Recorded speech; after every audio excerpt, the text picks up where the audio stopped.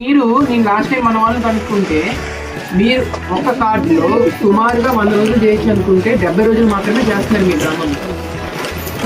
30 రోజులు మీకు ఉపాధి కల్పించడానికి డిపార్ట్మెంట్ రెడీగా ఉన్నా మీరు వచ్చి పని చేయకపోవడం వల్ల 30 రోజులు మీరు కోల్పోతున్నారు. 30 రోజులు అంటే ఎంత డబ్బులు? 10,000 రూపాయలు, అవునా కాదు? మరి 10,000 రూపాయలు ప్రభుత్వం ఇవ్వడానికి సిద్ధంగా ఉన్నప్పుడు మీరు వచ్చి పని చేయకపోవడం వల్ల మీరు 10,000 రూపాయలు కోల్పోతున్నారు. ఉపాధి హామీ నిజంగా కష్టమా? కాదు కదా. కొండల మధ్య ఉన్న మారుమూల గిరిజన గ్రామాల్లోకి స్వయంగా నడిచి వెళ్ళిన కలెక్టర్.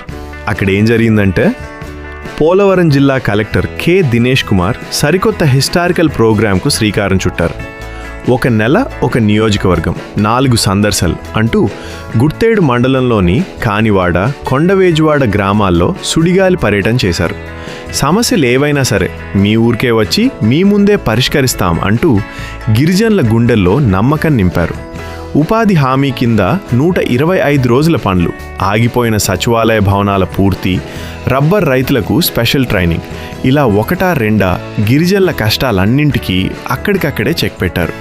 స్కూళ్లను తనిఖీ చేసి విద్యార్థులతో ముచ్చటించి గర్భిణీలకు పౌష్టికాహారం అందేలా చూస్తూ కానివాడ ఘాట్ రోడ్డును అద్భుతమైన టూరిస్ట్ వ్యూ పాయింట్గా మారుస్తామని హామీ ఇచ్చారు. ప్రజల వద్దకే పాలన అంటే ఇదే కదా.